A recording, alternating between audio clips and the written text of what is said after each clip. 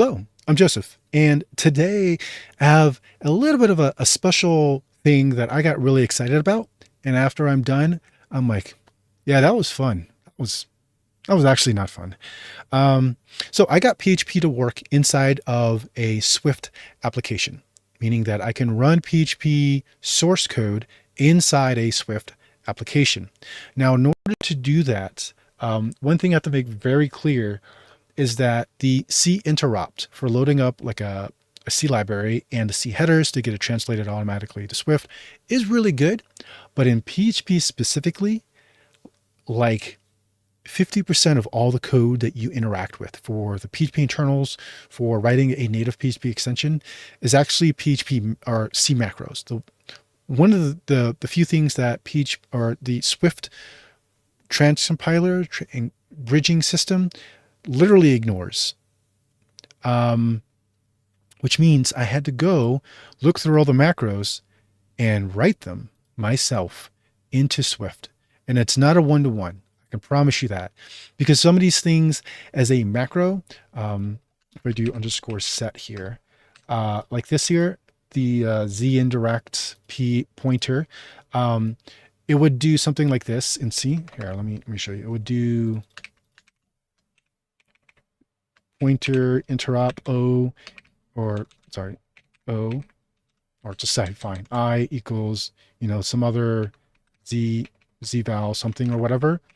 This would be in C, but the problem is that this is a macro that expands it out to literally this. So in Swift code, this doesn't work. You literally cannot do this in Swift. You can't even do this and C, if I'm not mistaken. It needs to break it down to this very thing here.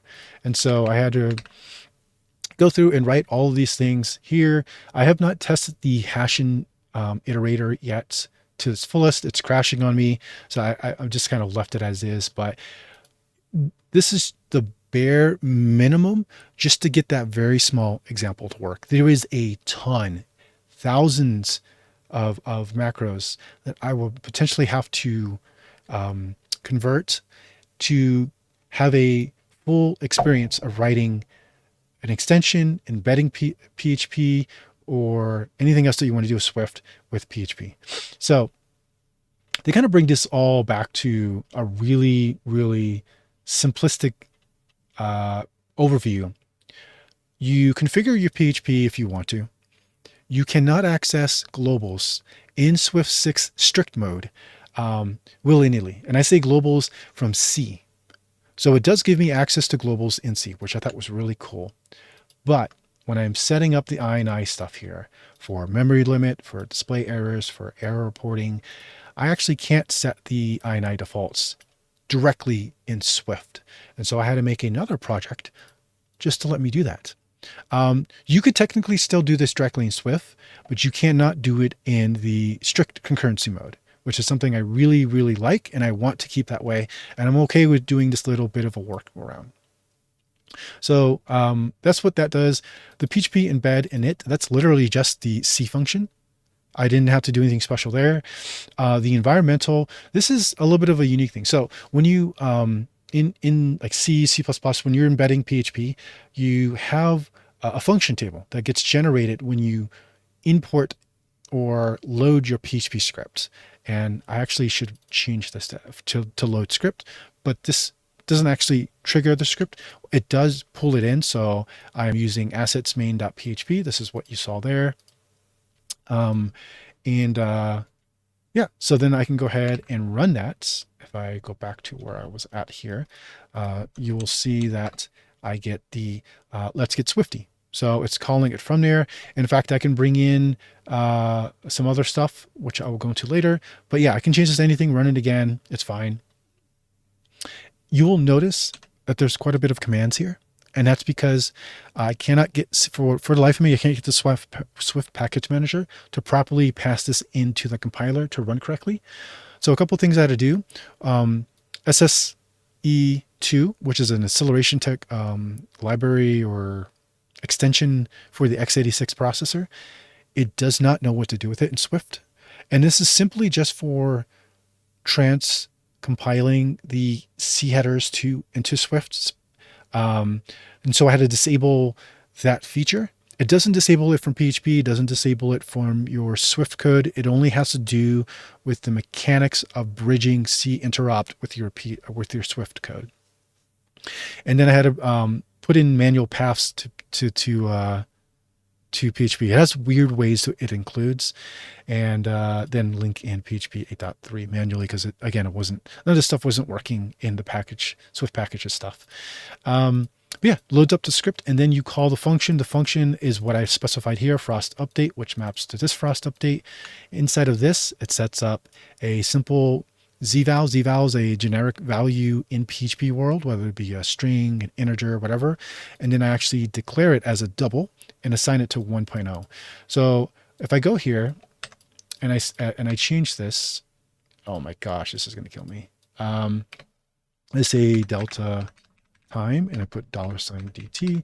I go ahead and recompile this. I get delta time 1. So if I change this now from my code to 10, I get delta time 10. Pretty basic here, nothing special. And then it sets up the parameter list to be pushed into your PHP function. So I have a count of 1 here. This is if I was to pass in a PHP array, which I haven't gotten to yet. And then you set up some other basic stuff here, and then you call the function, you get the results. The results, it's just a Boolean. You actually use that environmental I have set for the return value, and then you do some other stuff with it that I'm not going to get into. But basically, if I was to return something here, because right now I get a return value is not an array of structures. If I go ahead and return an array here, I will get a different thing here. I was returned as an array. And if I go ahead and return a string, I can get nothing because I don't have a print statement for actually that. But you can see I'm testing the return value here if it's an array or a string, and you can process this. This is all what I did in my Frost game engine for PHP specifically. But yeah, then you do that, and then if there was a problem, you can get the exception. This was fun to implement because this was just a template. This is going into if you're using the threaded version of PHP runtime or the non-threaded.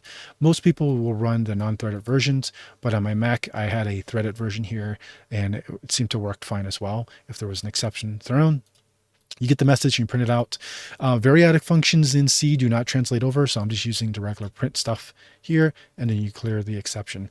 Now, one thing specifically about PHP is that because it's written in C and it wants to do an exception type of thing, it has the jump instruction set that you cannot access via Swift, and so I just wrapped it into a try catch. I don't remember exactly where I have that code at, but that's all it does. I mean, that's really simple, but having to go in and implement these things and having to make sure they work, is very tedious. It was very hard, and on my other video, I talked specifically about interrupting with C and how you set up these like module maps and stuff like that and get it to all work. And this is all, it's really not that difficult to get all this stuff here, but then it's like when the rubber meets the road, and then you want to actually use like this link here is specifically because that's what's here, and that's because I have a let me see my find command here. I had PHP 8.3. Yeah, where I don't know. It's somewhere, but it links. It's like lib php 8.3.sl. That's the actual library links. So that's what that link mechanic does. Export means export everything in shims. Shims does some special wrappers. If it's Linux, go to Linux here. If it's Windows, it would use that. And then on Apple specifically, I have a complete XC framework that precompiles the binaries that gives you the threaded versions for iOS and macOS and the header systems there, which was not fun. I had to manually rigmarole the C headers with string replace and stuff like that. But that's it. There's really not too much else to say. I think this was a really fun way to explore Swift, because you're not always going to be able just to write Swift code in Swiftland. You're going to have to interop with these stuff on these other platforms. And PHP's code base is probably one of the more difficult ones to interop with, because again, you don't have the luxury of all the macros that are in C that people use to write this code here. And so every macro here are macros that are actually written, and they go to like I don't. Okay, Visual Studio Code, please, for the love of God, get better on this with the Swift extension. It's not Visual Studio Code. It's specifically the extension here, because like I can't jump to this. I don't know, man. It's anyways. I'm enough complaining about this stuff. I hope you guys had something useful to or entertaining to go to see on this video, and take care.